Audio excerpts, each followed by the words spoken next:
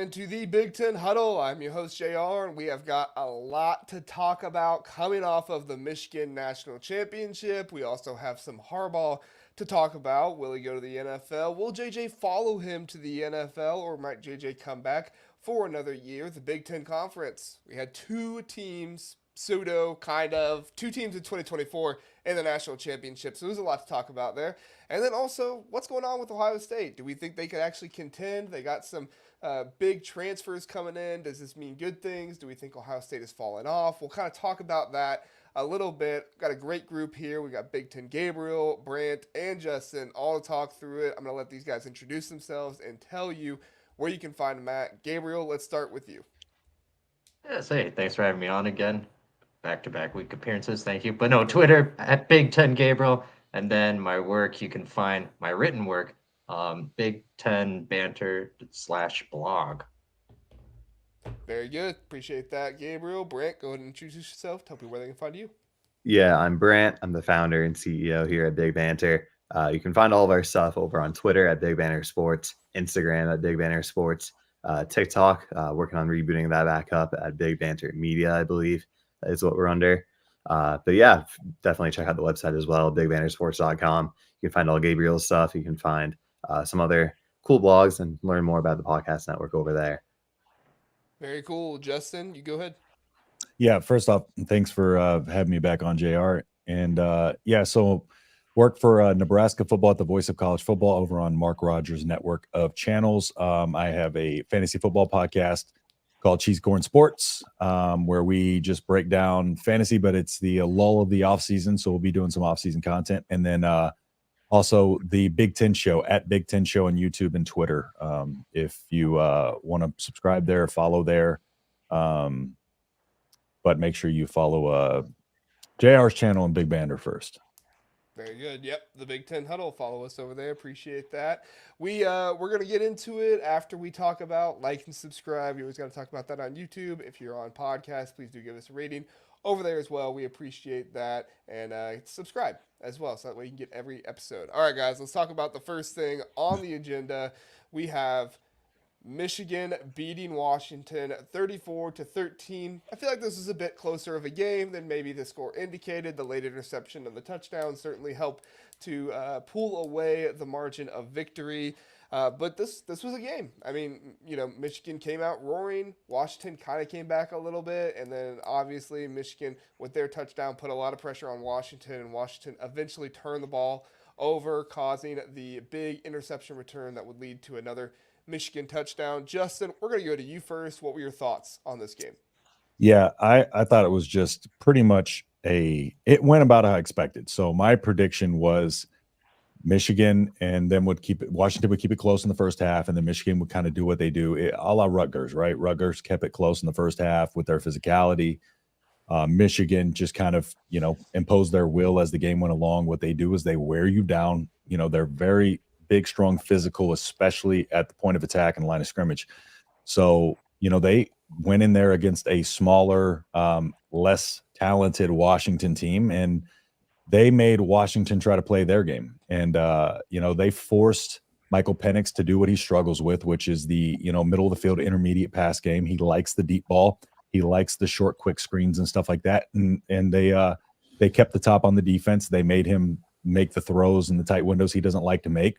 Michigan was there was no doubt in my mind they were the best team in college football this year, and it went, like I said, about how I expected. I think the score was it played out kind of how the game went out. I think Michigan was so much the better team throughout the game, and I think what really kept Washington in the game the first half was, and we talked about this, JR, was the play calling. The play calling in the first half made no sense to me. You have Donovan Edwards averaging 20 a carry at the time you're on that 4th and 2, and you pass the ball inexplicably, and that 4th and 2, if Michigan converts that, the game's over early.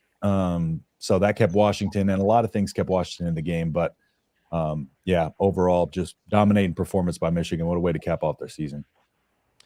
Yeah, for sure. I was going back and forth with people a little bit on Twitter about that. I mean, you had Donovan Edwards and Blake Corum both averaging like over 10 yards per carry, and they together had 11 rushing attempts in the first half. JJ McCarthy had 11 pass attempts, and obviously he was not being nearly as effective passing the ball, and it just didn't make any sense to me. So definitely saw them kind of go back to their Penn State roots in the second half, which I thought was what they needed to do the whole time. Brant, what were your thoughts? Thoughts on a championship? Was there a championship yesterday? I I remember that about as much as I remember the 2004 championship, um, which, if you recall, didn't actually end up existing, which is what's going to happen with this one. Um, it, it, it's going to be vacated. I'm not sure why we even played the game, but if by some if it somehow doesn't get vacated, it went pretty much as expected. Michigan's defense just it seems like they're in the right place at the right time at all times, and kind of weird how that happens. Like the secondary, I saw lots of talking before the snap, lots of motion around in the secondary. So not sure if there was a mysterious helper on the sideline there for in the maize and blue, but it sure seemed like it. I mean, whether they had the calls or the play calls or not, they just played lights out on defense to hold Mike Penix, who had one of the better, I'd say the best season in college football this year at the quarterback position. Heisman voters disagree with me, but I think Penix probably deserved the Heisman with the season that he had. But to hold him to what they did last night was pretty unbelievable. There's no holes in that defense. They've shown it time and time again all season long, and they won a championship through their defense. Yeah, I mean, it was my question. What Michael Penix Jr. were we going to get? Were we going to get the Oregon State Michael Penix Jr., where, he's less than 200 yards? Yes, he had 2 touchdowns, but he also had a pick. Were we going to get the Arizona State Michael Penix Jr., where, no touchdowns, 2 interceptions, a lot of yards, but still not very much production there? And early on, I thought, well, he's kind of dealing here. He's missing a few throws, but we could get the really good Michael Penix Jr., but he just kept missing throws, and I don't know if that was on him or on the wide receivers, but Michael Penix Jr. had to be his best self in order to win this game, and he just wasn't. I think some of that goes to him, but I think you also got to give Michigan credit for their interior pressure they were able to get with the defensive line. They were rotating 4 guys in there, and you really couldn't, unless you were looking at the numbers, you really couldn't tell who was in there because all 4 of those guys, Graham, Jenkins, Goody, or Good. No, Goody's a basketball player. And then Grant, like all 4 of those guys were getting insane pressure, and it was hard to watch as somebody who was rooting for Washington in that one. Gabriel, what were your thoughts on the game? Yeah, we saw Michael Penix having to try to adjust on the fly to that constant in-your-face pressure, and even on the throws he was able to get off, he definitely did not look comfortable and looked rushed. But I want to bring up a slightly different point here. Michigan, they won the championship, and we'll have an asterisk or not, we'll see. But more to the point, I think Michigan fans are doing this team a disservice. By now, I'm seeing it proclaimed that this is the best team ever, the best college football team ever. I mean, just off the top of my head, in the modern playoff era of basketball, I think of the Deshaun Watson Clemson team. I think of any Alabama team that's won. Who else? The Joe Burrow team, LSU. The OSU team that was led with J.T. Barrett, Cardell Jones, Ezekiel Elliott. Those are all teams off the top of my head that I think would definitely rank better, definitely more explosive on offense. And so now instead of us celebrating what was an overall really good season for this Michigan Wolverines team, I'm now forced to be in a position to say, Michigan Wolverines fans, this isn't the best team of the last decade, let alone of all time. Yeah.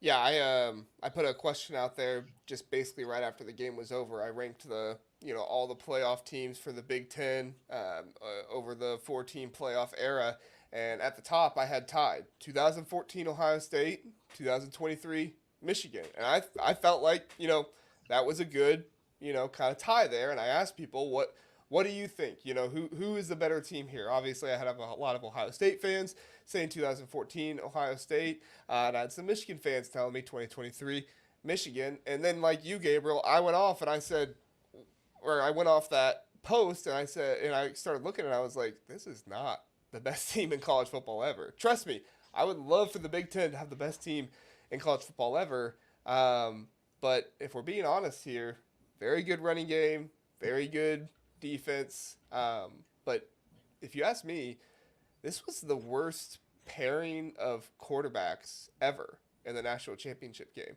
I've never seen a worse, performance by two quarterbacks in the national championship game.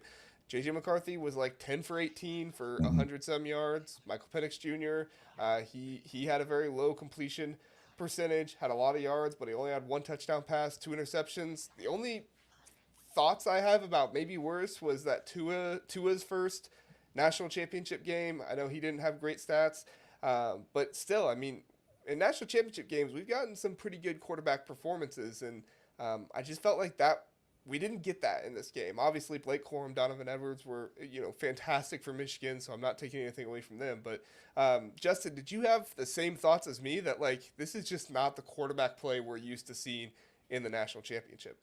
Yes. Well, and especially, McCarthy, when he came out and made that first little 30-yard laser down the sideline of 20, I forget how many yards it was, but that throw was money, right? And from then on out, even the quick hitting throws, he was off. And he has been, accurate all season. He's been the mark of efficiency.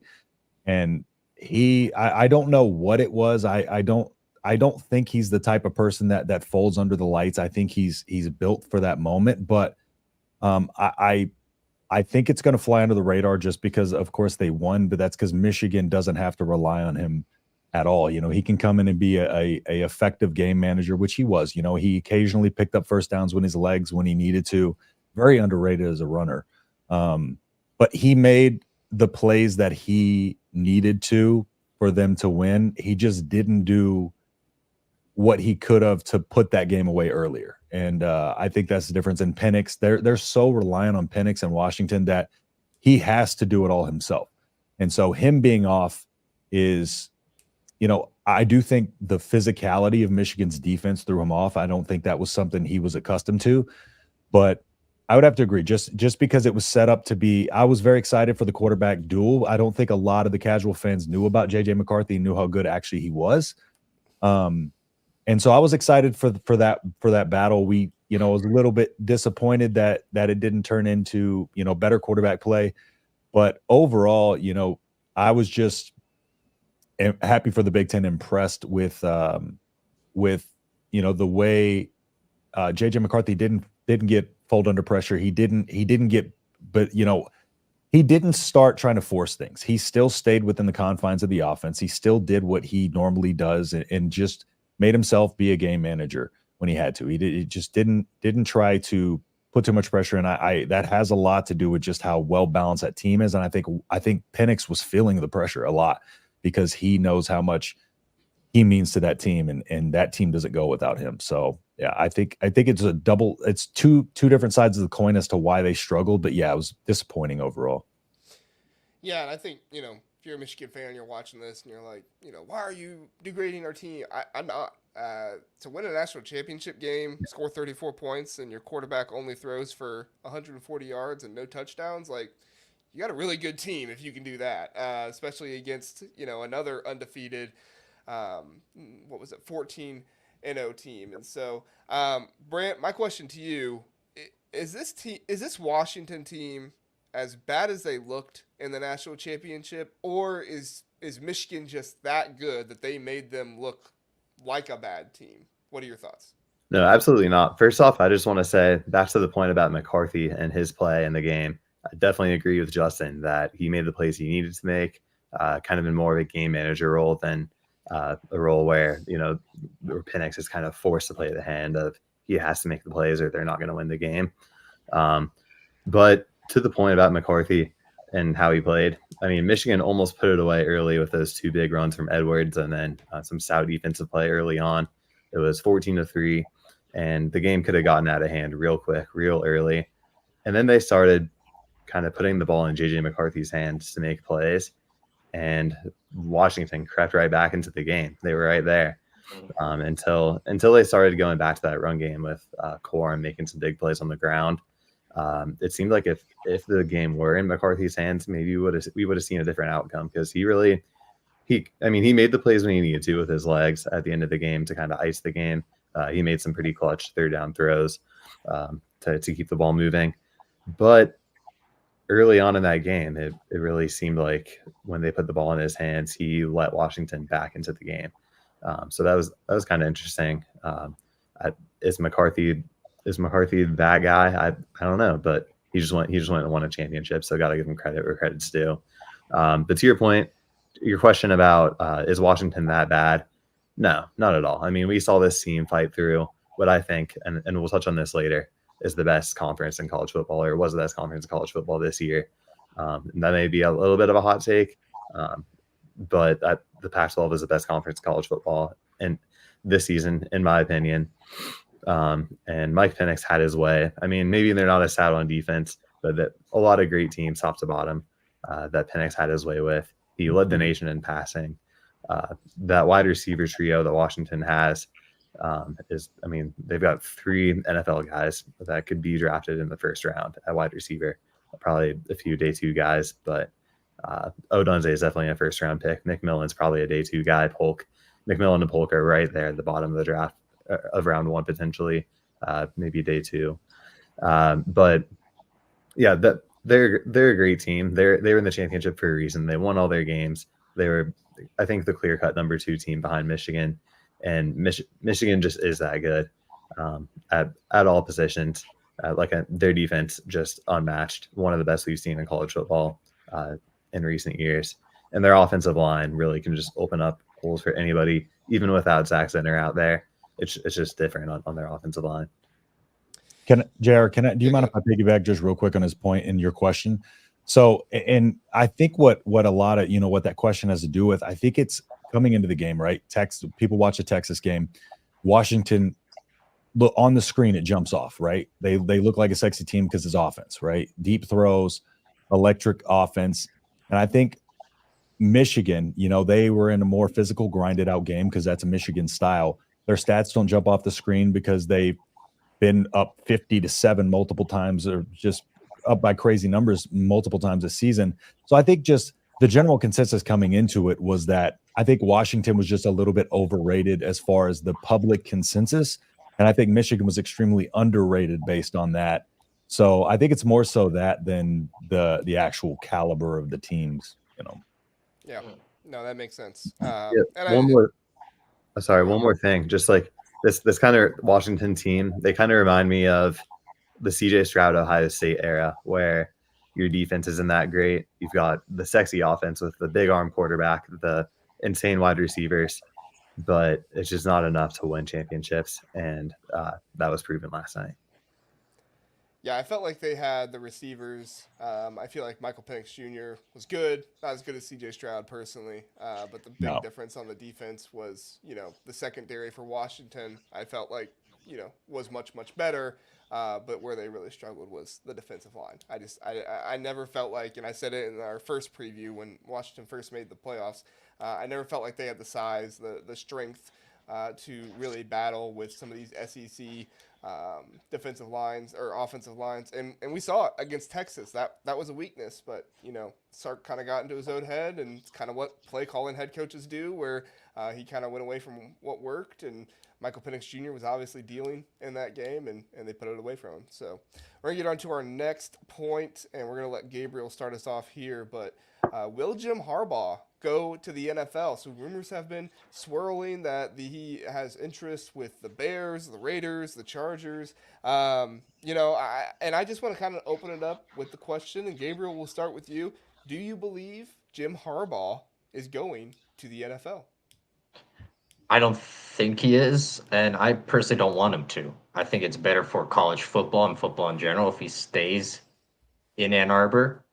For a multitude of reasons, not the least which he, so to speak, himself into this mess now with the possible investigations that are coming, it'd be fun to see. They already have the bet slogan that they wore on all season. Now, if something more were to come, it'd be cool to see how they face that adversity as a team. So there's that storyline. But then second, just like what we saw today, which I think is a mistake from the Tennessee Titans. You know, we have Tricky from the Turtleheads. He's in one sense, I'm the antithesis. Try saying that 3 times fast to his take on firing coaches. Me personally, I like to see a coach get 3, 4, 5 years and give them a chance to develop and implement their system and see how it goes. So what we saw today was Mike Vrabel getting let go.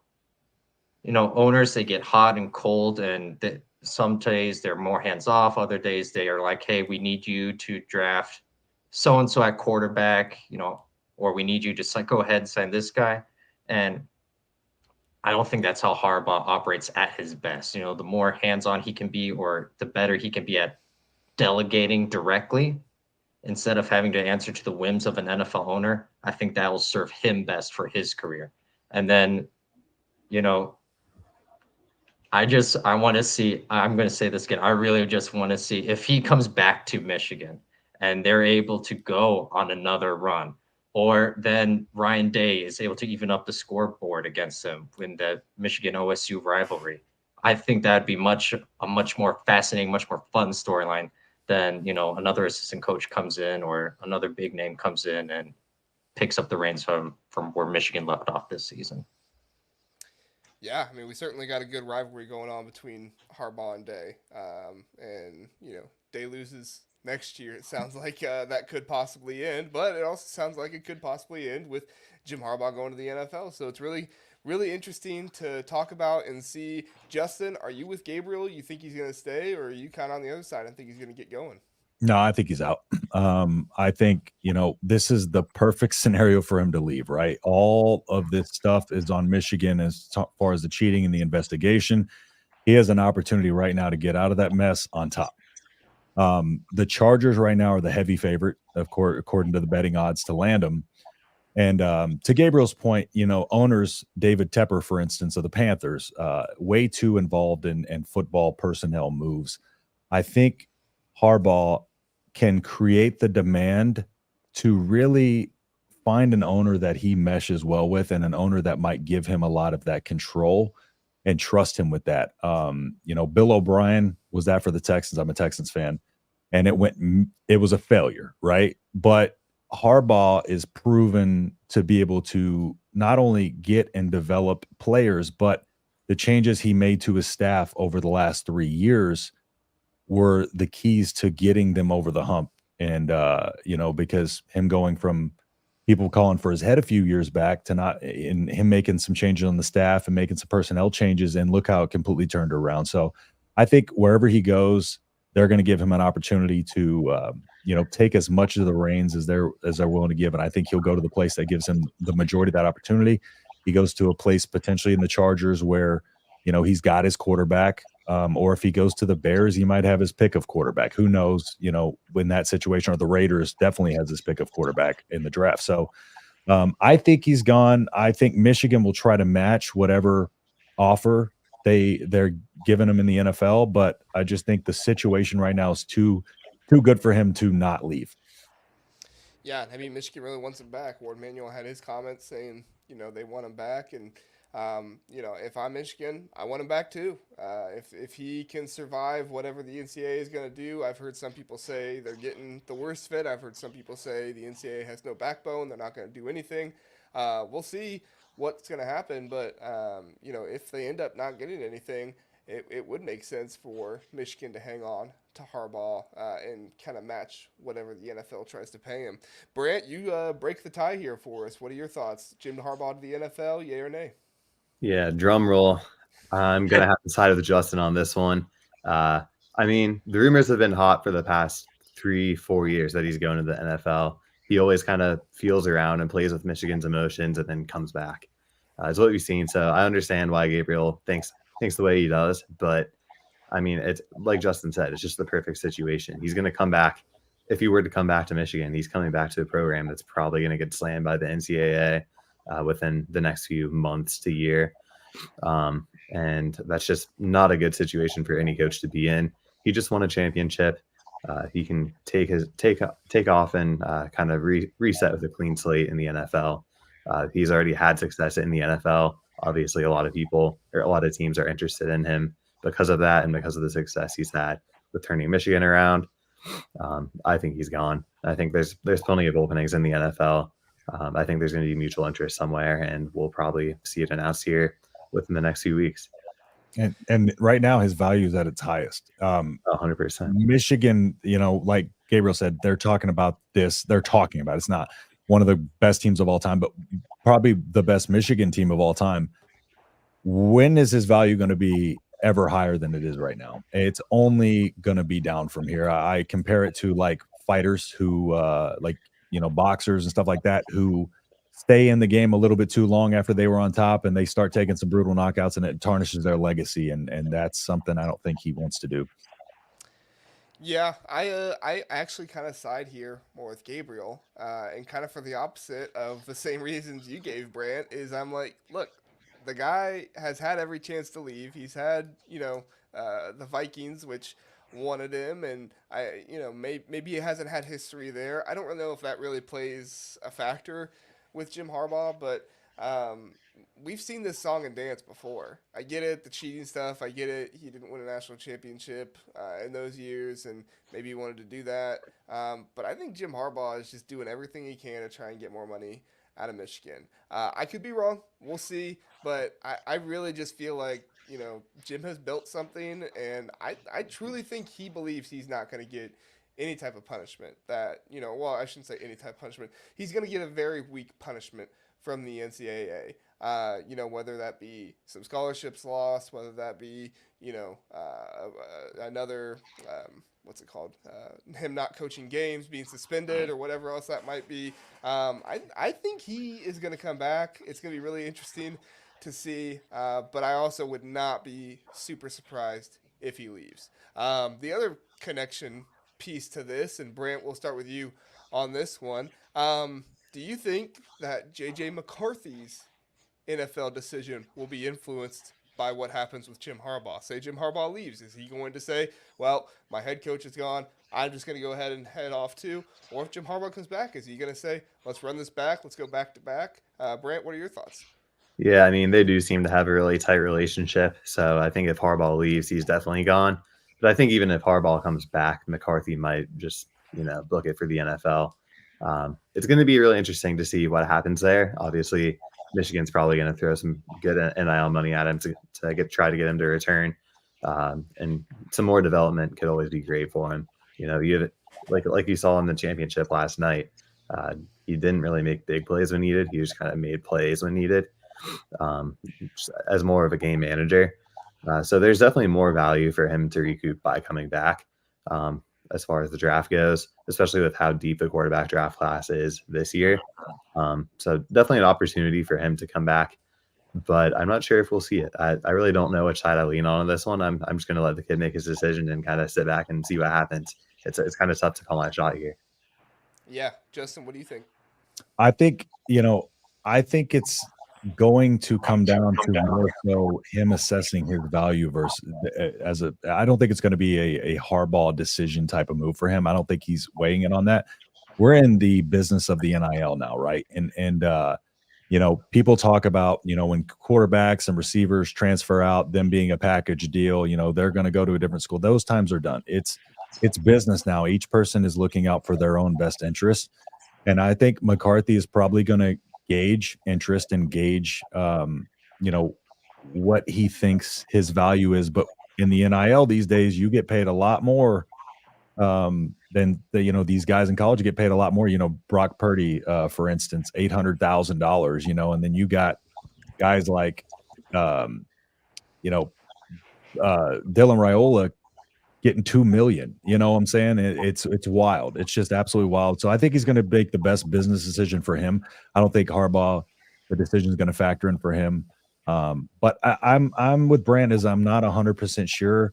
I know he has the confidence and the moxie that he probably has the confidence himself to know he can compete at the next level. But similar to Harbaugh, maybe he wants to come back another year and get his value at its peak, and especially off that performance. It's a risk, but again, he trusts his skills, so maybe he wants to come back and do it.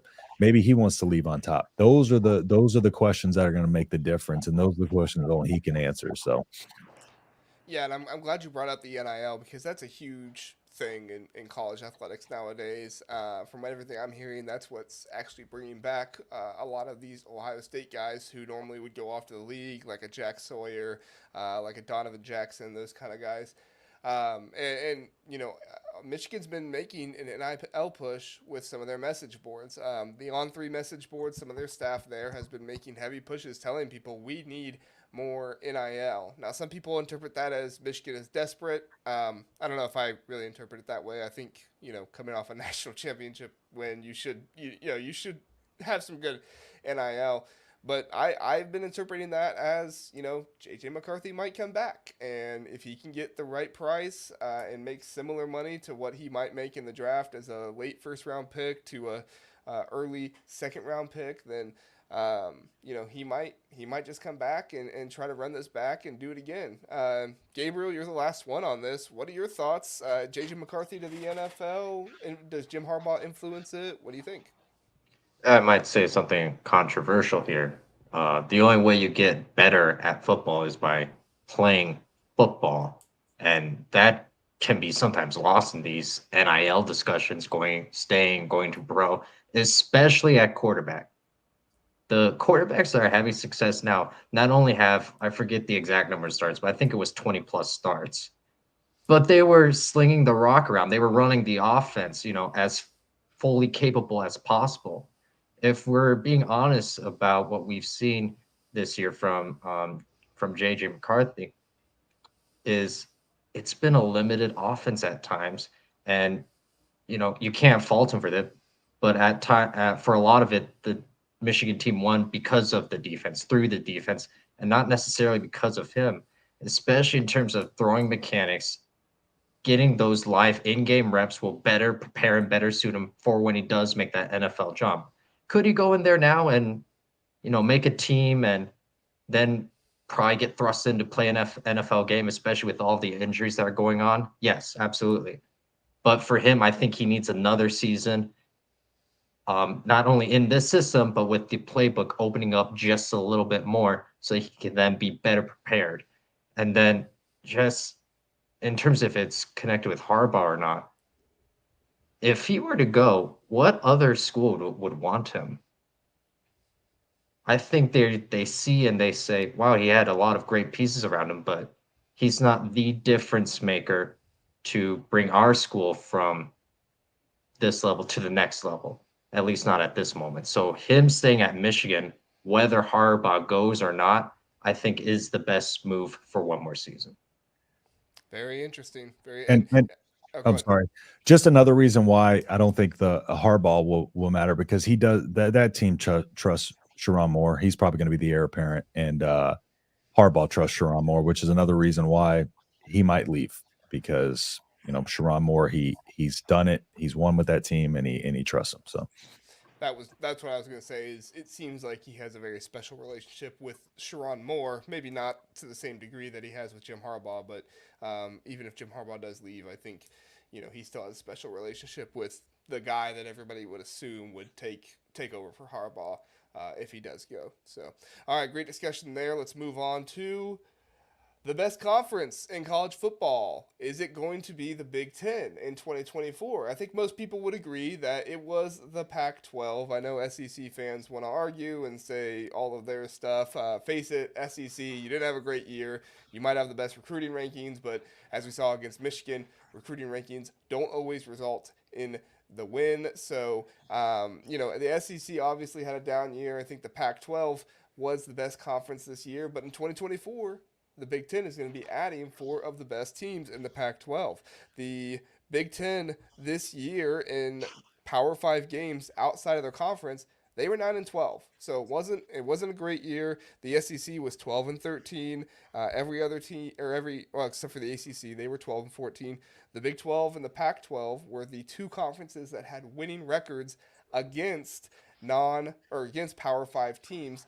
And other than this game that we just watched with Michigan and Washington, none of these Pac-12 teams coming in lost to a Power 5 team. USC beat Louisville, Oregon beat Texas Tech. Washington, they beat Michigan State. They beat Texas. So we're adding some teams who have really dominated other Power 5 teams. You might say they weren't exactly all on the same level, but I think there's a lot to be excited for with the strength of the conference going into 2024. And if the SEC is not careful, they might just not be the best conference in college football for 2 years in a row. Brant, you had some thoughts on this earlier. So what say you? Will the Big Ten be the best conference in 2024?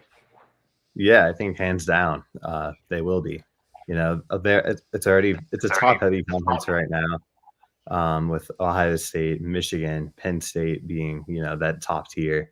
And then you've got a lot of teams that can go out and compete as shown in bowl season. You saw teams like Maryland and Northwestern go out and beat middle tier teams from other conferences, namely the SEC and the Pac-12. But then you go and you add Washington, who was just in the championship, Oregon, whose only 2 losses were to Washington, USC, who, I mean, maybe they're not as sound on the defensive side of the ball, but they've got a coach with a lot of experience. They've got, you know, one of the best offensive coaches in college football. A lot of people would say Lincoln Riley is.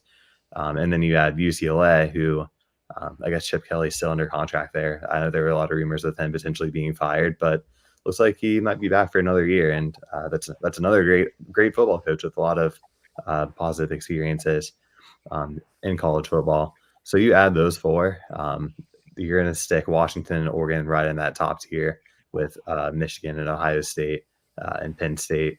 USC is going to be knocking on that door too.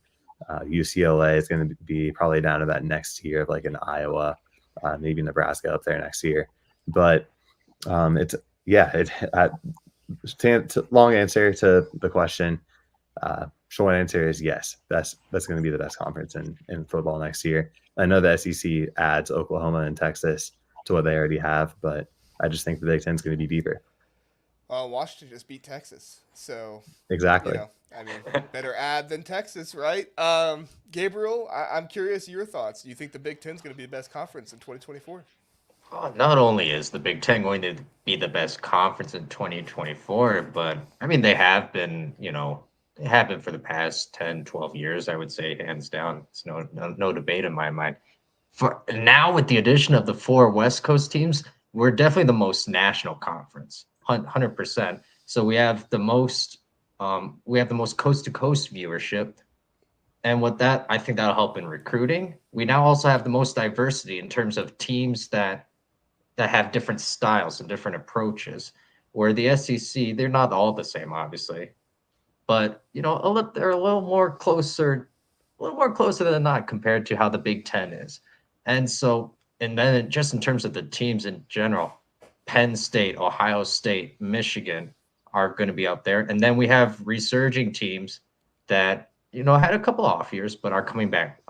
Nebraska, laugh now if you want, but we're back. Wisconsin, they've had, under Luke Fickell, they've had some really nice moves. And then you can't discount a Purdue, a Northwestern, another team that could surprise you to go on a run and possibly sneak into this new playoff format. So, and then from the 4 West Coast teams, I would say I think I like Oregon the best coming in terms of just overall coaching, playmaking ability, offensive firepower, and when I say recruiting too, so now we can recruit everywhere. And if you go to Oregon and you're from, say, New York City, okay, my family's gonna have a chance to watch me when we play at Rutgers.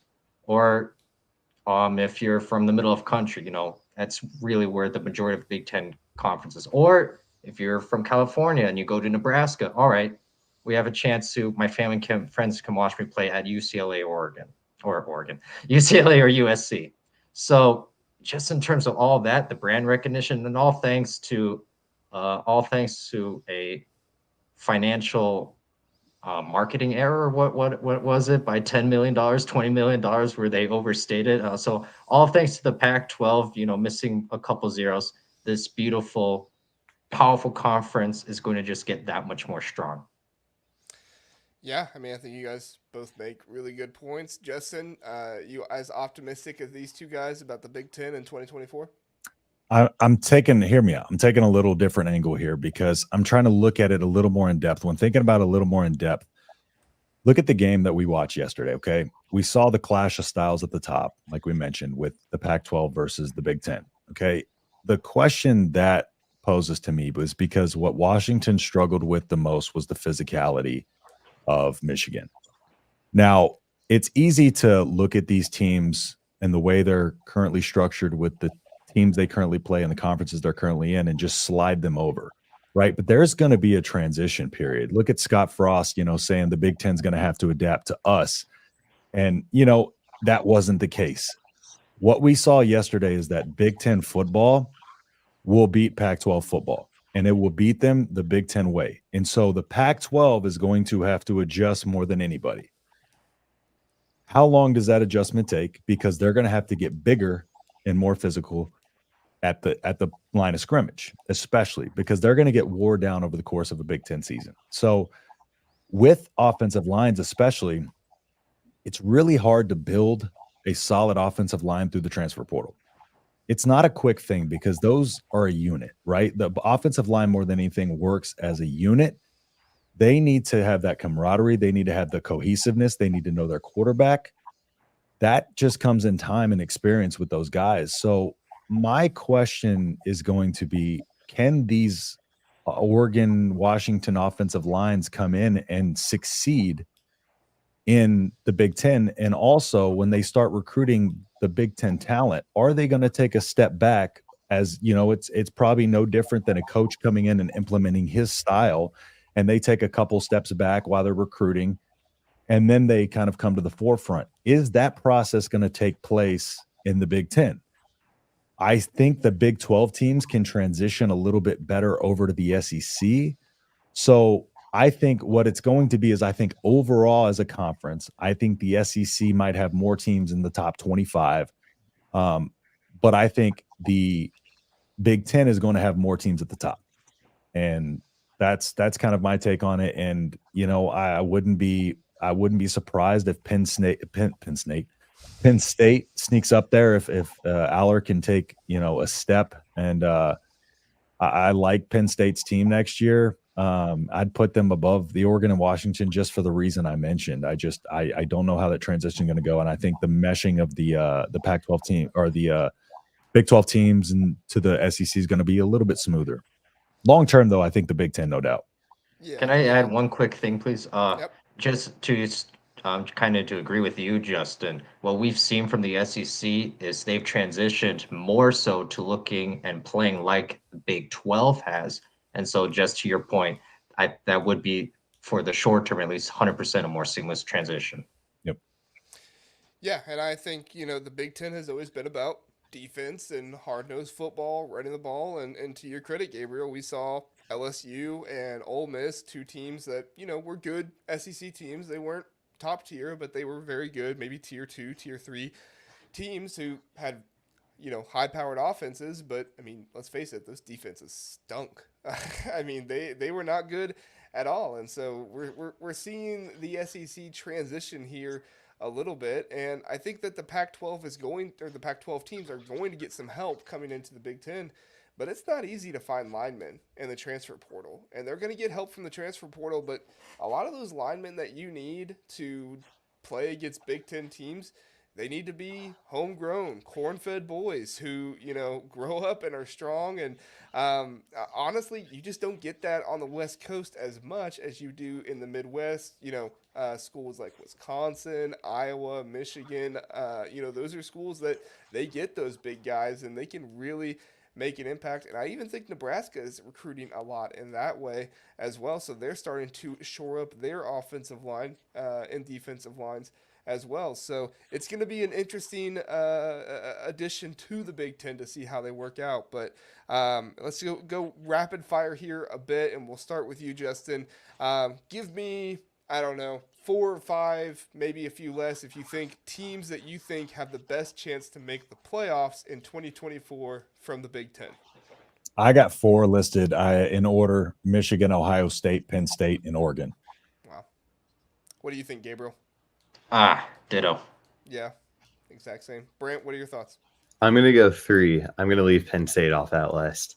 And just because I don't believe in Drew Aller, and we'll see if he makes me eat my words.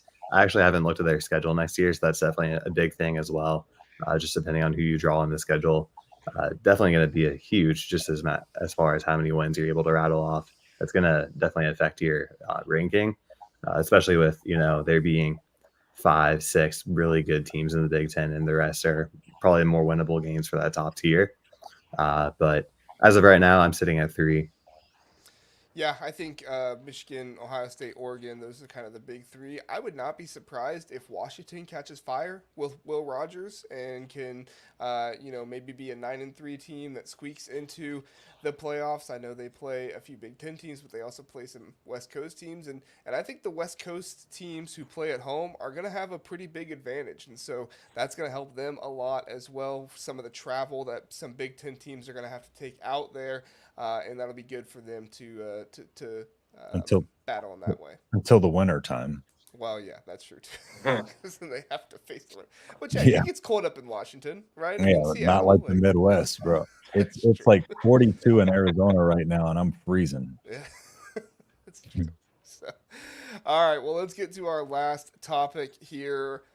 Ohio State adds the number 6 quarterback in the transfer portal, the number 1 running back in the transfer portal, the number 1 inside offensive lineman. That is Will Howard, Quinshon Judkins, and Seth McLaughlin. Those are pretty big names coming into the transfer portal. 2 of those guys just entered after the first round of the playoffs, and Quinshon Judkins, he committed right after the national championship game, so that was pretty ballsy of him to do in that situation, especially right after the rival of the team that he committed to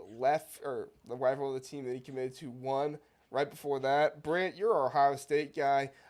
You tell me, what are your thoughts on Ohio State adding these players, kind of like a trio of transfer portal players? Oh, I'm absolutely ecstatic. These are you really couldn't grab better players at each position out of the portal, in my opinion, for what Ohio State needs. I'm not sure exactly where he pulled those rankings from. I have 247.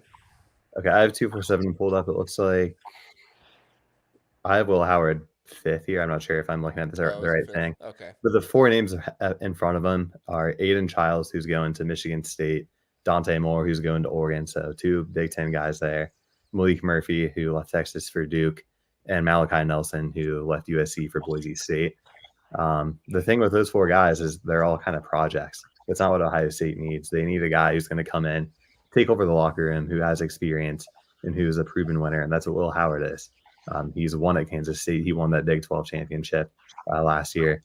He can make plays with his legs, which really opens up the offense in a way that CJ Stroud has legs, but he didn't really use them until that Georgia game. Justin Fields, kind of the same thing. He'd scramble from time to time, but not as much as he does now. So I'm not sure if it's more of a play calling thing, because we've had guys under center who have had the talent to run with their legs. But I don't know. I think Will Howard is. At Kansas State, he was always scrambling and making plays when needed with his legs. So I'm excited about that aspect, kind of opening back up in the Ohio State offense. I'm super excited. I think he's the perfect fit for the offense. And then Quinshon Judkins, best running back in college football, in my opinion, last year. I was surprised to see him hit the portal. He can do amazing things. He can. There's really, what can he not do is the real question. He can do it all as a running back. He's the perfect running back. He's a guy who's probably a first round NFL pick, and you don't see that often out of the running back position, just because on paper he's got the speed, he's got the pass blocking, he's got the hands, he can hit the holes. He's just the perfect running back. So I'm super excited about bringing him in and potentially pairing him with TreVeyon Henderson. That's going to be appointment television to watch. And just also flips Ohio State back to that kind of ground and pound style that we haven't seen them have in a while. That's going to depend what the offensive line looks like. I know it was a little shaky this season, but bringing in Seth McLaughlin is going to shore things up. The one nuance that I have with McLaughlin, and I'm sure most Ohio State fans have after watching, the one big game we probably all watched him play in, the dude could not snap a football in that Michigan game. I mean, he probably cost Alabama the game, just the way that he snapped the ball. So my hopes are that he comes in and he slots in at one of the guard positions, taking over for Matt Jones or Donovan Jackson if he ends up leaving. But yeah, I mean, Carson Hinsman's future in the program is definitely a question mark after he went on a podcast and was kind of saying some things that probably got him benched in that bowl game. But from just a pure center perspective, I would rather have Hinsman out there than McLaughlin. I mean, it's a one-game sample size, but I really didn't like what I saw from him snapping the ball in that game, and Hinsman was fine all season long. Good snaps, good blocking. Our interior offensive line was fine this year. It was really the tackles that cause issues. But I'm still happy at adding McLaughlin, a guy. Anytime you can add a guy with experience starting on the line at Alabama, it's probably a good pickup. Yeah, I mean, I think that McLaughlin, if nothing else, breeds some competition for Carson Hinsman and maybe makes him work a little bit harder. I could see either guy starting at center this year for Ohio State. Justin, you told us before the show that you're kind of a pseudo Ohio State fan, so I'm sure you've been following this closer than maybe most Husker fans have. What are your thoughts on the recent transfer portal additions? Yeah. So first things first, it says, will Ohio State contend for the Big Ten in 2024? I think there's no doubt. I think they'll win it. And I think they'll be, firmly in the top three top spots. I think overall, they were a top 4 team this year. I think yesterday's game proved it because, Ohio State went blow for blow with Michigan and just came out on the wrong end of it at, barely. But they were clearly one of the best 4 teams this year. I don't think the quarterback swap, I think it's more of a lateral move, and that might be why they're going a little bit more potentially to the run game. Quinshon Judkins, 3-star recruit. I believe he was, number 2 overall player in the portal at one point. 1,500 yards and 16 touchdowns as a freshman this season, 1,100 yards, 271 carries over the course of his, 2 years. So he's been able to take on a big workload and prove that he can last. 15 touchdowns this year, 16 touchdowns last year. Big physical guy, but he can receive 22 receptions, 149 yards and a touchdown. They run the RPO kind of style there. But, with Mayan Williams leaving, Travion Henderson undecided right now, this is such a huge pickup just because of the main Travion Williams not being decided yet, because Travion Henderson, sorry. Yeah. That became, the biggest question mark for this Ohio State team next year after the quarterback position was cemented.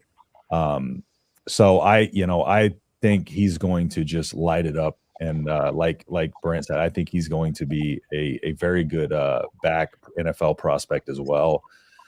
Seth McLaughlin, the snap issues, his last game wasn't really the best show or what he can offer.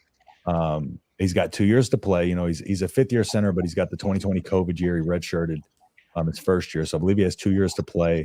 But I also agree he's going to move over to guard. There's no way they're going to keep him at center, especially, he even had a bad snap on the last play of the game there. And so, fun fact, though, he's from Buford, Georgia, which is where Dylan Raiola played footballs last year. Just had to throw a little nugget in there. But he started all 14 games. He played better in 2021 and 2022, according to PFF, than he did in 2023. He's a 70 graded 2021 and 2022 and about a 54 in 2023. I think Ohio State sees the potential, though. I think Ohio State sees the potential there, and I think they feel like they can bring him on, and moving him to guard will make all the difference. And I agree. The dude's a big physical lineman. I think he answers a big part of the question of what this Ohio State team is going to look like schematically next year. And it's going to be heavy dose on the ground. And I think Will Rogers becomes a little bit of a game manager style of quarterback. But I 100% think Ohio State is here. And I think personally, I think they were the second or third best team this year as well. Yeah, I mean, Gabriel, you wrote a nice little piece on Will Howard for the Big Banter blog. So obviously you've done your homework there. Tell us what you think about Will Howard, and sprinkle in a little bit more about Quinshawn and Seth McLaughlin as well.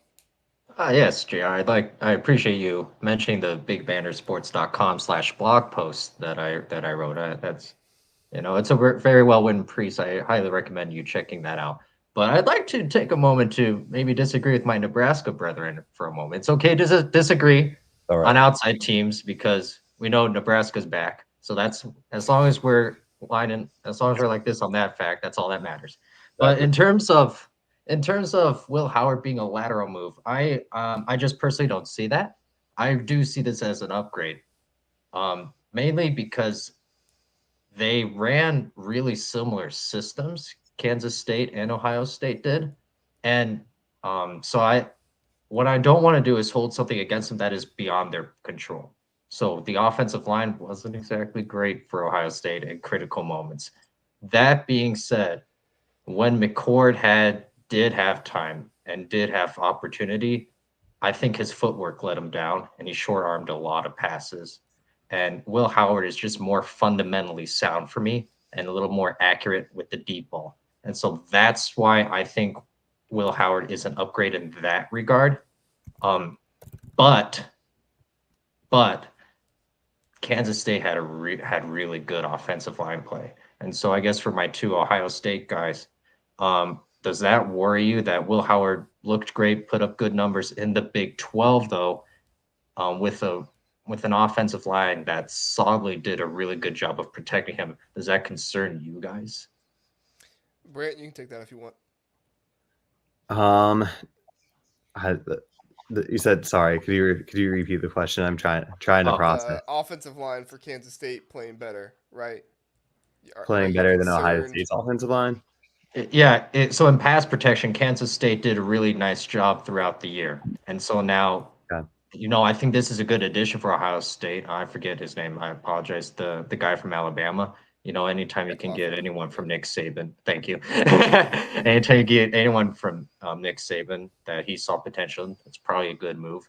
But just comparing to Kansas State did a really good job protecting for Will Howard. Are you concerned at all with how it could look next year under a little more pressure in the Big Ten behind what may or may not be an improved offensive line? Well, yeah, it's really going to come down to how the tackles play and who we even have out there at tackle. I can't recall if Josh Simmons has any eligibility left, Yeah, he's coming but back. he's back. Yep. Okay, so yeah, Josh Simmons. It sounds like we're probably gonna have the same tackles out there that we had this past season, being Simmons and Pryor, and yeah, maybe it is an area of concern. Um, looking at I mean, you saw McCord get collapsed on a lot this season, especially against Michigan. Um, so it's going to be the same issue if we have the same two tackles out there.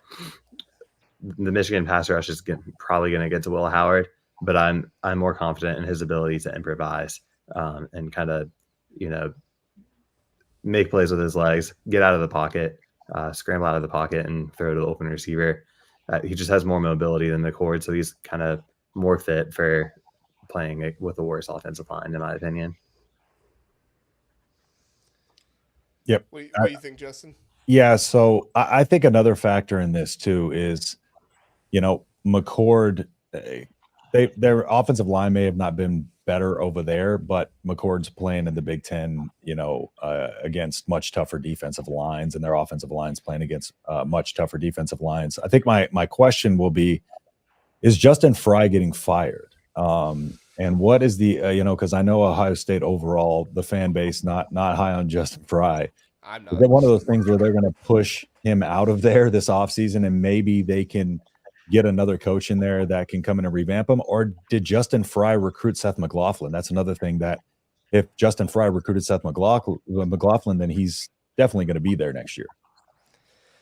Yeah, I think a big thing for me is that Justin Fry has not shown himself to be this massive recruiter in the transfer portal or in just regular recruiting. So for me, I find it hard to believe that Justin Fry was just this crazy, good influence to get Seth McLaughlin there. I feel like that was probably more Ryan Day's doing, maybe a little bit more of Brian Hartline as the offensive coordinator. For now, rumors are Ohio State's going to hire a different offensive coordinator, and Brian Hartline will go back to wide receivers. But I think overall, Seth McLaughlin sees an area where he can start, maybe not at center, maybe at guard, or maybe he will be at center, who knows. And so I think that is probably what's more attractive to him rather than Justin Fry. And I do want to circle back to what Gabriel was asking because I think it kind of goes into what you were asking there, Justin. Will Howard, when I watched his tape, and I didn't just watch the highlights, I watched, full games. When I watched his tape, he does a much, much better job of navigating the pocket than Kyle McCord did. Kyle McCord drifted backwards, sometimes drifted into the pass rush. I was actually not super down on Josh Simmons this year. I felt like there were some plays where he did a good job, and Kyle McCord just kind of drifted into the pass rusher that was trying to speed rush around Josh Simmons. And so my thought is I think we have talent on the offensive line. I think that Josh Simmons has good feet. He, is a pretty twitched up guy to where he can make these things happen. But my issue is the technical things. I see these guys in 3-point stances when they should be in 2-point stances at times. I see, bad hand placement. There were a few holding calls where I saw the tackles, like they literally had their hands around the shoulders of the guy they were blocking. Like you're going to get called holding for that every single time. And so it's like, who's teaching them that? Is it Justin Fry? I don't know. A lot of people are telling me that Justin Fry is a good coach. I don't see it. I don't see what he's done with this offensive line to make it look good. So I think Will Howard is a better option for the offensive line because he has better pocket presence.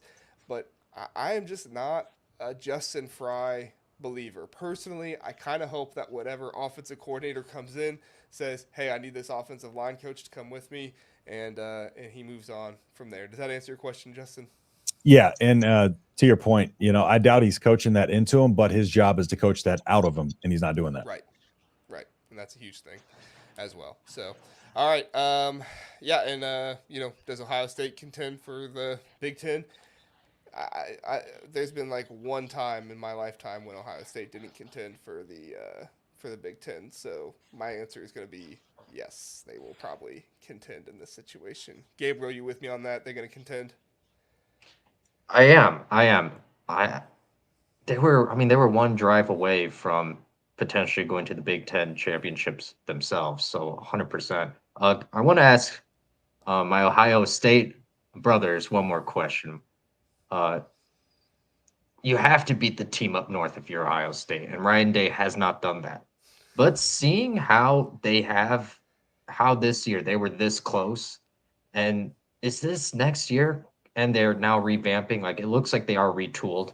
If nothing else, they're going to be about the same as they were this year. Is this a must win for Ryan Day against Michigan next year? I mean, go ahead, Brant. I was going to say we thought this year was a must-win, and it came down to the wire, but we ultimately couldn't pull it off in Ann Arbor. That just makes this coming year, even more of a must-win. I really do think that if Ryan Day loses 4 in a row, he might be canned, and Ohio State might look elsewhere. And I think he knows that.